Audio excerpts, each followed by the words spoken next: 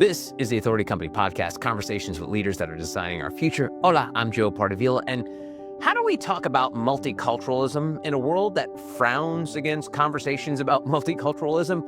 It's complicated. It's sort of like that song from Encanto, We Don't Talk About Bruno. Well, we don't talk about that. Well, imagine writing a book about that in 2025. That's the subject of our conversation today with Joycelyn David. She's the author of the new book, The Multicultural Mindset, Driving Business Growth in a Borderless Era. We're going to come in hot and talk about what it's like publishing a book about this subject matter right now. We're also going to get into MQ, Multicultural Quotient, and discuss the future of DEI. Joycelyn, welcome to the show. How are you? I'm wonderful. Thank you for having me here today, Joe. You're very welcome. Congratulations on the new book. And before we dig into it, I want to start with the world we live in now, and this sort of, without getting too political, but this war on DEI and diversity and equity and inclusion. And the reason I want to start with it is because it's so impactful, because I think we see the headlines and we see the talking points, but we don't really see how it's actually affecting things on the ground. And I want to share an example with you. So I have a client who works in the government space, and she shared with me a list of words that we can use in the content we create and words we cannot. And a lot of them are the ones I kind of just rattled off. And then there's more more innocuous words that are not allowed to be used in working with the government. So we know the greater threat here, but also the fact that how it's really impacting how people tell their stories, how they're building teams. So let's start with that, Joycelyn. You're coming at it from a world of inclusion where the word is almost like toxic, which I don't think anyone ever thought it would be, but here we are. So let's start there. I love that question. Thank you for starting there. In fact, words matter, which is why the book coming now in 2025, when those words, multicultural, diversity, DEI, have been banned from government websites, in the United States.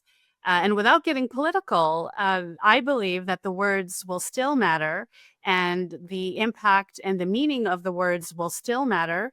Why? Because the populations are reflective of that diversity. And whether brands or governments or people believe in the policy or not, it doesn't change the reality that we are living in a borderless world where multicultural populations and people need to work, need to live, and need to get along with one another.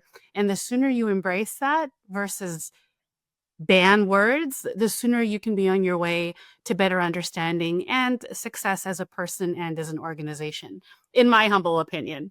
But I thought of this book topic, Joe, more than a year and a half ago. So a year and a half ago, when I thought of the idea for the book, I had no idea that fast forward to today in 2025, that half of the words in my book would be banned. Yeah, it's crazy. And let's go. I'd love to dig in a little bit into that. So year and a half ago, 2023-ish or so, you've got this concept, and then all of a sudden 24, beginning of 25 happens. Are you worried? Are you like, oh my God, what have I done spending the last, 6+ months working on this? Were there feelings of, should I just quit while I'm ahead? Should I write a different book? Because for people who don't know, when it comes to writing a book, people think, oh, someone writes something down and then a few weeks later it's print and publishing. And Joycelyn, as you know, as an author now, it takes a lot longer. So there's more time. So it's not like it's like a blog post or even a podcast where you can do it and it's up the next day. A lot of time and tension takes place there. Were there any hesitation to continue the project going forward? Yeah, no, there was definitely hesitation at every stage of the process. For anybody who's written a book, it's a labor of love, right? You're bearing your soul, you're putting your thoughts and your actions into print for all time. And I certainly had some hesitation, even coming up with the book concept. So it was, I remember Thanksgiving 2023, when the lovely team at Forbes reached out and said, hey, we like you. We'd like you to write a book. If you could write a book on anything, let us know, and we'd love to talk about it. So I thought about the topic long and hard. And the reason why I wrote this book was because in my 20-year career of being a marketing professional in the industry, being a woman of color, working in global organizations, I would often get asked one very consistent question. And the question was always, Joycelyn, how did you get here? How did you, as a girl from the Midwest of Canada, end up in a boardroom in the United States or in Asia or in Europe? How did you actually get here? And my answer was always some form of the same, which is the response that I give in the book, that I had a multicultural mindset, which allowed me to navigate complex business and cultural situations, which added to my success. So as I was coming up for the idea for the book, I had hesitation about sharing something so personal. But then as things really started picking up in 2024 and different things were happening in the world and the election was well into gear, I actually thought to myself, maybe I should pivot.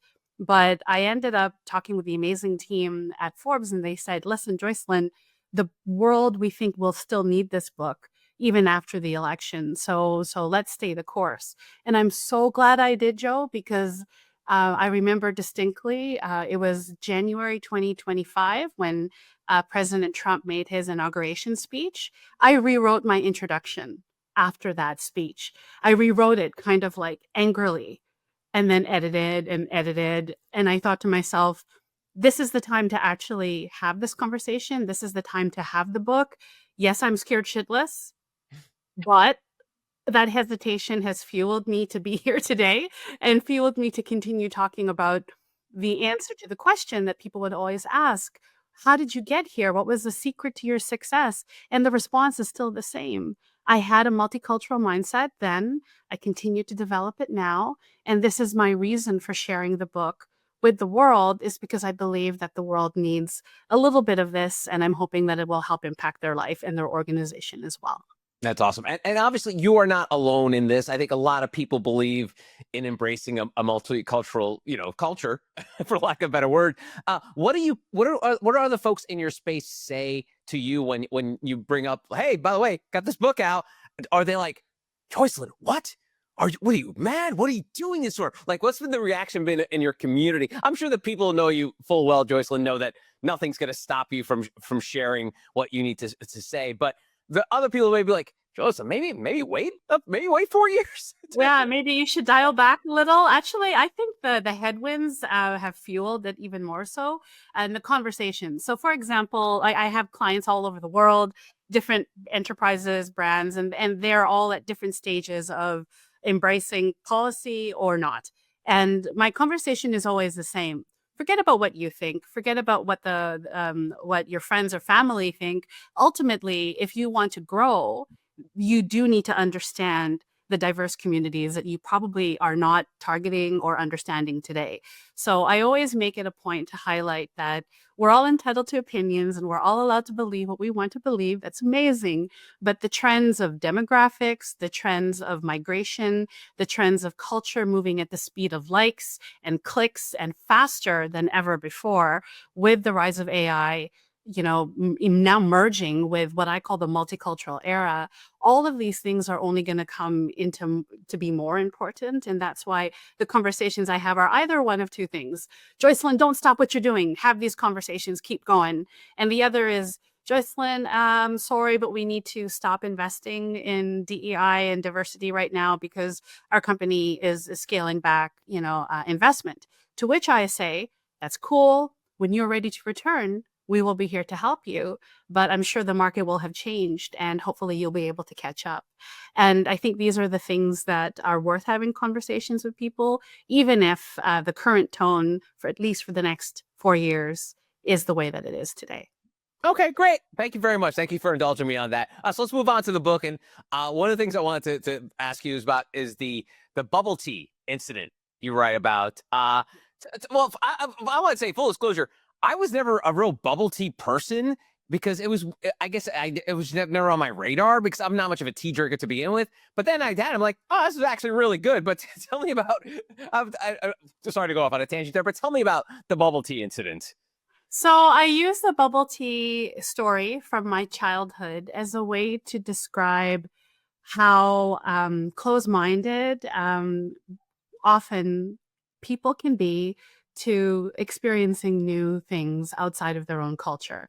And if you are a fan of pop culture, do you ever watch the movie The Breakfast Club? Old classic, The Breakfast Club. You remember the scene with Molly Ringwald in the library when she breaks out her sushi in the library for lunch? Everybody's kind of staring at her like, what is she eating? What is that? And she's like, this is my sushi. And she was a white teenage girl drinking or eating sushi, but the reactions from the class in the library with her were like, ooh, that's disgusting. So that similar narrative actually happened to me for real when I was in grade 6. I brought the Filipino version of bubble tea to a class potluck, and and the reaction from the students were just like in the Breakfast Club. Ooh, what is that? And it stems from a place of lack of understanding and lack of knowledge. But I use that as a jumping off point to explore how far we've come since then, and also how far I've come since then in growing my own multicultural intelligence, what we call in the book Multicultural Quotient. But if you've never tried bubble tea, that's cool. You don't need to love it. The idea is at least try, have an open mind, and food, just like travel, are excellent ways to learn about culture. And pop culture, like movies, going back to the Breakfast Club, also a great way to learn about movies. And when was the last time you watched a foreign film, Joe, from another country in another language? That's a perfect example of how multicultural the world is today and how it's only going to continue to fuel generations of the future. But the challenge still remains when you react that way to bubble tea, when you react a certain way to coworkers' responses or communications or emails in the workplace. What do? You can't recoil and run out of the classroom. You have to deal with it head on. So for me, the bubble tea story is an analogy of how to address that discomfort that you feel with the unknown in a professional setting. No, that's great. And it's funny because if you think about it, the way, you talk about the evolution, how, when you're joking out, like, let's, 4 years, maybe everything's going to be cool and I'm not going to have an issue with this. But the sushi thing is a great example. Like in the mid 80s, the idea of sushi was this very exotic food. Fast forward maybe 10, 15 years, they got sushi at gas stations. Not that I would just someone to eat gas station sushi, but it's everywhere, as you say. So you see how sort of that multicultural shift just happens over a span of a few years. And a side note on that is, so even though I see him as white as a wall, my family comes from Cuba and Spain, and so growing up, my grandmother used to buy me Malta from Goya, and it was sort of like a carbonated drink that Goya made. And I remember taking it to school, and the problem with it was that if you didn't know what Malta was, it looked like beer. Like it was basically like a dark liquid in glass, and it was in the shape of a beer glass. And so one of the teachers pulled me aside and said, like, did your parents let you bring beer to school? And I was like, no, this is not beer. It's Malta. And and again, it's sort of like your story is like, if you're not aware of every kind of food or drink out there in the world, there is going to be sort of some like funny looks you get from other people. But I'm not sure if you're at Malta, but it's a delicious soda like drink from Goya. But yeah, just another one of those examples of how people just don't know every culture and what foods and stuff people are consuming day to day. You got it. And thank you so much for sharing that example. That's a beautiful example of, and yes, Cuban, Spain, Spanish background. I think that's an important point to highlight, that white, black, brown, culture is not necessarily reflected just in your skin color. And Cuban culture, Spanish culture, standalone, unique, and amazing on its own. And that's something that I explore in the book too, Joe, which is, we want to go beyond skin color when looking at culture. And yes, food and travel are great entryways to that, but it really requires more immersion than looking at surface level, and really, maybe tasting that Malta to see, does it taste like Guinness? Does it taste like Malta? And I have had Malta before, which is delicious and super sweet. And it's funny, Joycelyn, I'm not sure if it's because I'm like the only kid of Latino descent in my friend group, but I remember, having heated debates like 8 years ago when people were like, couldn't understand how Latinos could support Trump. And I would joke, hey, here's a shocker. Latinos are very different. They're not a monolith. There are some Latin countries that don't like other Latin countries. So and not everyone's going to think and say the same thing just because they are considered Latino. They're not a monolith. You got it. And I love that example. Not a monolith, as you said, but more importantly, it's a multiverse. Actually, that's a term that I coined in the book, multicultural multiverse. And if you think of the multiverse idea from, pop culture and from movies, there's multiple realities and there's different timelines. And for all of us, it's converging at the speed of AI and clicks and likes. And the human brain and human condition can't keep up with that. And that's something I explore in the book at length. Psychologists, social scientists have studied how humans, revert back to what they call a tribal nature, which is to be attracted to or to stay in the conforms of your tribal lines that are comfortable, that are familiar for survival purposes. And that's not cultural, that's biological, Joe, biological. And that's why I love the analogy you give, which is we're not a monolith in this modern age. And more importantly, culture goes beyond skin deep, skin color. And unfortunately for researchers and marketers and brands and DEI initiatives, it's still very Black, white, Hispanic. I mean, I'm other, Joe. Right. In that scenario, which to me is just like, God, you're missing so much fun in the other category. But ultimately, something that I hope people will get out of my book is a better understanding of their own position in a multiverse, but more importantly, how to navigate it, as opposed to running around, bumping into each other and potentially, getting canceled, potentially getting fired, or potentially making multi-million-dollar mistakes, which in the marketing sense, some people have and some brands have, which I share in the book as well. Well, let's dig into this a little bit, because you mentioned it, Multicultural Quotient. How does that differ from existing models? Let's go there. Yeah, so you've heard of EQ, you've probably heard of CQ, so emotional intelligence or cultural intelligence. What I've done is I've taken the frameworks that are built on a lot of what is in cultural studies and communication studies today. But what I do is I make it a little bit more dynamic. A lot of the studies look at, this is Cuban culture, this is Chinese culture, and they look at it as isolated monoliths in a way. It's like they assume everybody from Germany is this type of culture, type of communication style. Everyone from the Philippines or China is of a certain style as well. And to some degree, not wrong, but it removes the fact that all of these cultures are oscillating and interacting constantly with one another. I don't know about you, but I've lived and worked in more than one country. I've studied and traveled to more than a dozen countries. How does that affect your multicultural quotient or intelligence? The models that I based on didn't take that into account. And so what my MQ model does is take the modern aspect of migration and movement of people and data and culture into that, and really just build a simple framework that people can plug into a model, answer a quick couple questions, and come out with a ranking that hopefully gives them an idea of, okay, this is where I am in the multiverse. This is my current level of multicultural intelligence and quotient.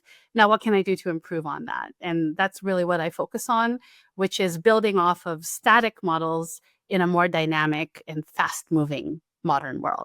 That's great. And so, we in the world of business, we all love our acronyms and initials, and you got MQ and EQ.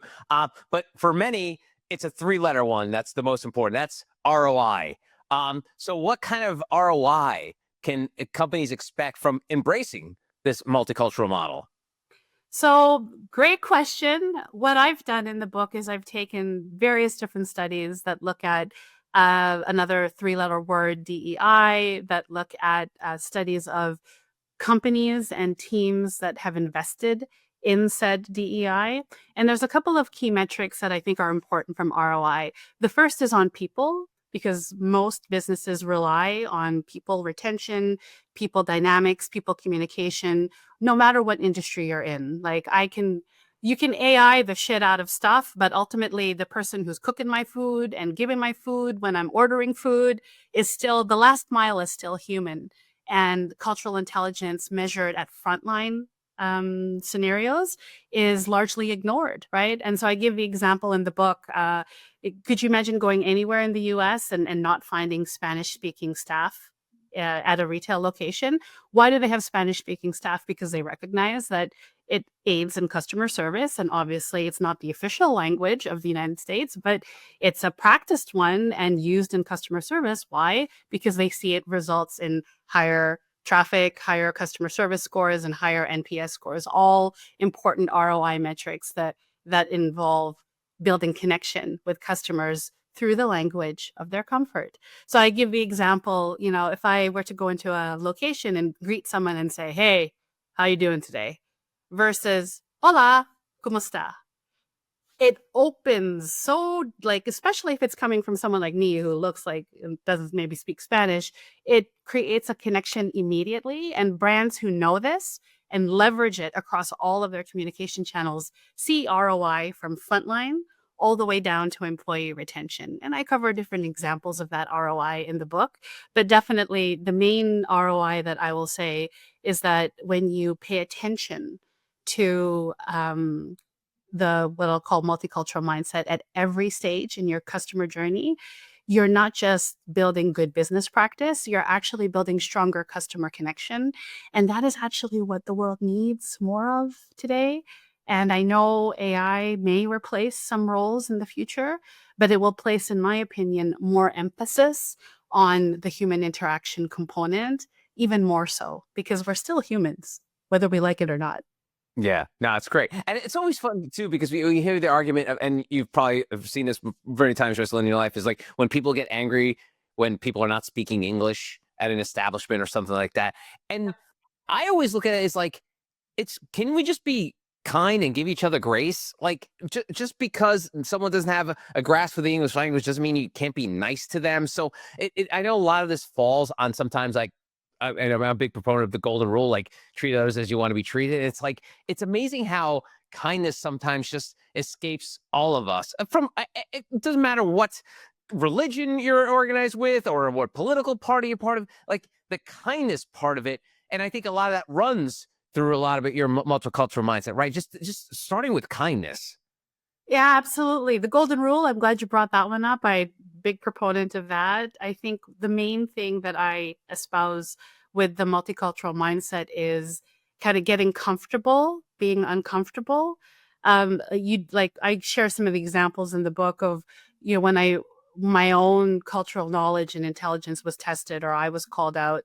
And actually, those are the moments where you actually learn the most. And actually, those are the times when you need to have difficult conversations. So somebody has to pull me aside and say, Joycelyn, that's not appropriate. You need to cover your head when you're in the temple. Here's what you need to know. And so these little interactions that I share from a Sikh ceremony at a temple in Vancouver, all the way to a Nigerian African community event in another city.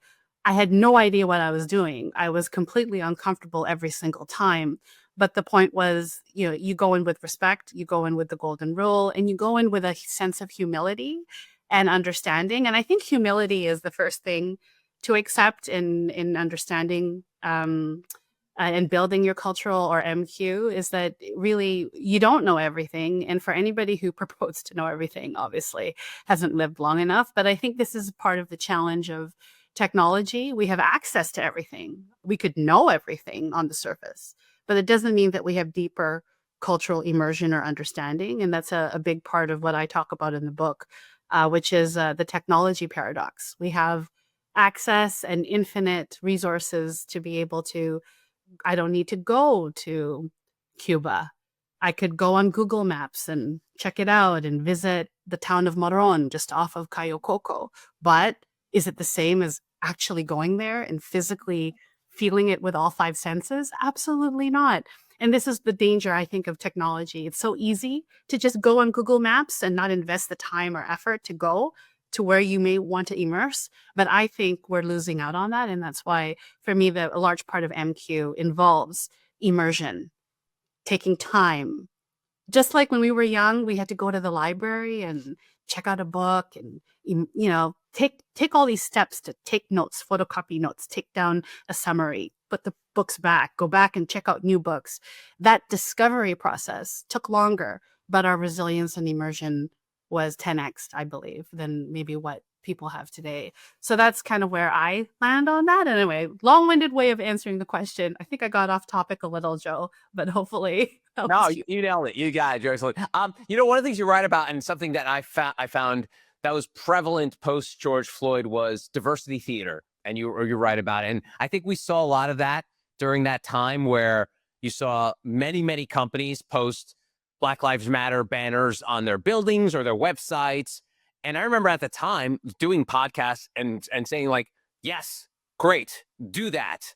But what are you actually doing to back that up? Is it just performative? How can we avoid that? Because I think it all starts with being public, and whether it's embracing DEI principles or a multicultural mindset, whether it starts with that, but then how does that play out in real life? Talk about that. Yeah. So the first thing I would say, Joe, is at the institutional level, it's very challenging today, which is why the need for diverse perspectives at leadership levels is super important.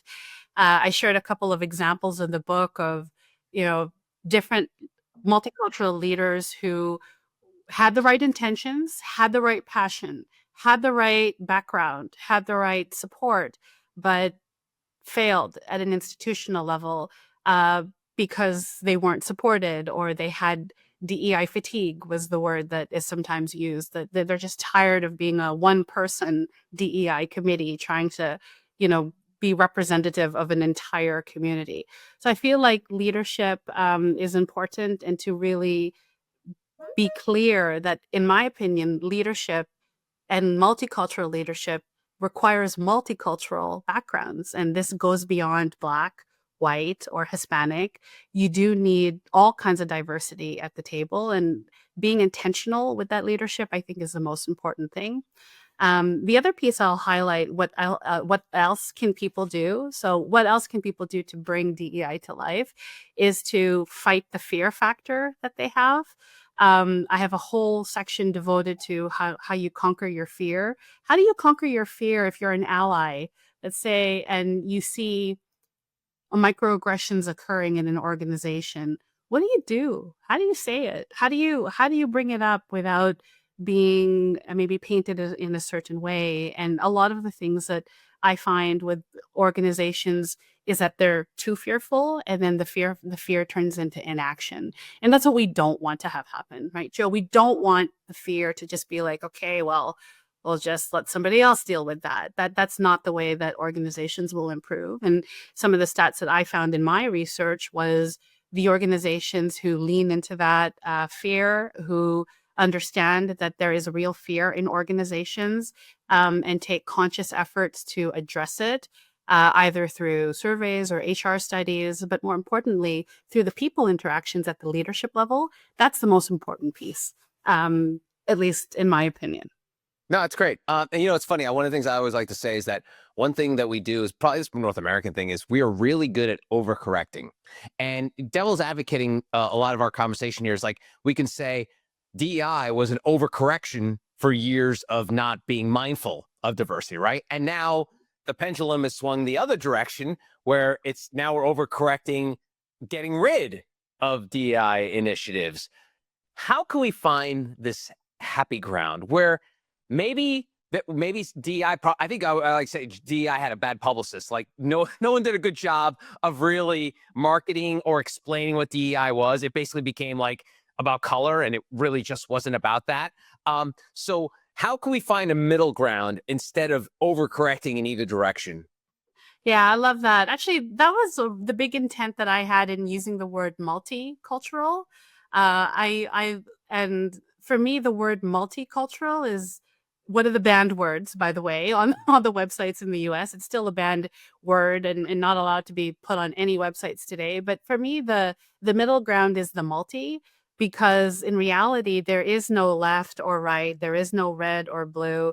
There's just a spectrum, and it's the multi, and it's a multiverse. So get comfortable with that uncomfortableness, that you can't check a box and put someone or something into one box, because it doesn't allow for multitudes and intersectionality, which is the reality today. You look at young people, and this is a study that I share in the book. Gen Z and young people are increasingly multicultural in background, multicultural in their families. So it can be, like in your case, half Cuban, half Spanish, half Irish, half Black, like Kamala, like she was half like biracial. People couldn't understand her, right? Like they just, which one are you? I remember that rhetoric during the Oh, yeah. election. People couldn't understand what she was because she was multicultural. And I feel like that's why the middle ground is getting comfortable in that multi middle, and really just really understanding that there is no right or left for the pendulum to swing to. It will always need to be comfortable in the middle. And ultimately, the book is hopefully a way for people to reconcile that for themselves, both at an individual level, and especially for people who are of hyphenated backgrounds or people like myself. I'm a daughter to immigrant parents, but I grew up in the Midwest of Canada. I had more Ukrainian and Polish friends and knew more about that culture than I did about my own. And I tell the story about the culture shock that I had going back to the Philippines for the first time. And I was like, I don't understand anything here, even though I'm technically and ethnically Filipino. So that's why the challenge of being comfortable with the uncomfortableness of multicultural middle, I think, is where the book is trying to comment on, and hopefully will be the answer to the pendulum landing in the right. It's funny too. You mentioned you talk about how when you had to go back to the Philippines after growing up in Canada. I remember when I was a kid, we visited Spain, and when I was in New Jersey, I was basically, I mean, even though my father was from Spain, I was really surrounded by mostly Latino kids. So the slang was like Latino slang, and so the word for small in Latino slang is chiquito. So I remember when I was in Spain visiting, and I think I was in like a deli or something, and they asked me what size I wanted this thing, and I said, "Oh, it's chiquito," and they looked at me like I had 7 heads. I'm like, "What?" I'm like, "Chiquito, chiquito, small," and they're like, "You mean pequeño?" I'm like, "Yes, pequeño." So it's just again, like going back to the monolith comment, like it's so very different, and I know we started this conversation by sort of like setting the playing field of like the world of DEI, especially in the States. But give us a little perspective in terms of our neighbors to the north. Is this struggle as you guys are kinder? You guys are a little more quieter and kinder. But is this struggle in the forefront, or is it a little more bubbling as opposed to here, where it's like literally in our faces? Yeah, I would say, I mean, the US is huge in affecting the world. And the joke goes, when the US, gets a cold or sneezes, Canada gets a cold. Right. So we are connected by an invisible border, and we're friends, whether we tariff or not. Ultimately, multiculturalism and issues with DEI are absolutely an issue in Canada as well. The only difference, Joe, I would say, is that we've had a longer runway at the policy level, at a government level, in which to address it. Multiculturalism became federal policy in the 70s. The Canadian government, taking multiculturalism as a policy, embraced the idea that hyphenated diverse identity was part of our normal. And it normalized it to the degree that it embraced it at policy level for immigration, at policy level for education. And so you see that reflected. And I'm, for large part, a byproduct of that environment because I grew up and I was born in Canada. So, but are the problems still there? Absolutely. 100%. We had a recent change in federal leadership in Canada as well. And issues of diversity, race, and immigration were at the top of the ballot, much as it was in the United States election. The difference was, I would say, the diversity of candidates, the diversity of the cabinet at a federal level is conscious, and you see it, right? And that's the one thing that I still see, maybe missing in other parts of the world, but Canada's not immune to those challenges for sure. We just have been around the track a little bit longer than other countries have. Okay, good to know. All right, Joycelyn, I like to wrap up these conversations by taking folks behind the dedication of the book. And you have a lengthy dedication mentioning members of your family, but you wrap it up by saying, finally, to everyone navigating between cultures, to those who question where they belong, to those who wondered if they're enough, to those bridging multiple worlds, this book is for you. Your ability to navigate multiple realities isn't a weakness, it's your superpower. Own it. Why was it important to sort of make that clarion call of like, this book is for you?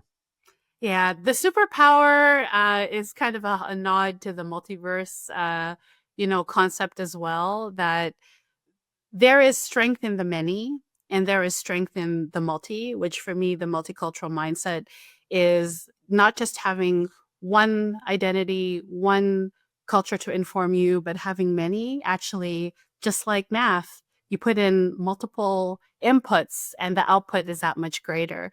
And I think we haven't valued that as such as a society.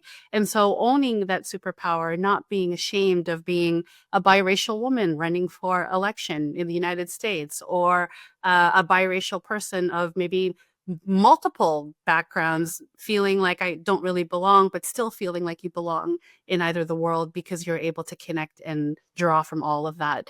I've seen and heard too many instances of people of color, but also even people who identify as white, who want to reclaim a sense of heritage and identity. And I feel that that's why, for me, owning that and seeing it as a superpower, not as a deterrent or as a detractor, is why I end that long dedication. I do have a big family that I needed to call out to, but that's why I ended it with the superpower piece, because I do see it as a superpower. And that was the reason why I chose to write the book.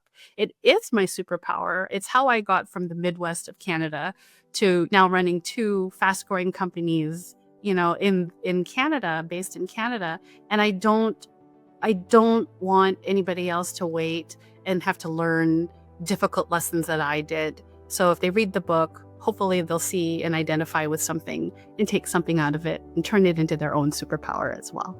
Awesome. The name of the book is The Multicultural Mindset, Driving Business Growth in a Borderless Era. Her name is Joycelyn David. Joycelyn, thanks so much for the time. I really appreciate it. Well, thank you. It's been lots of fun. And now I'm going to go look for some Malta. And that's going to do it for this episode. If you want to find out more information about Joycelyn and her other amazing authors, go to theauthoritycompany.com.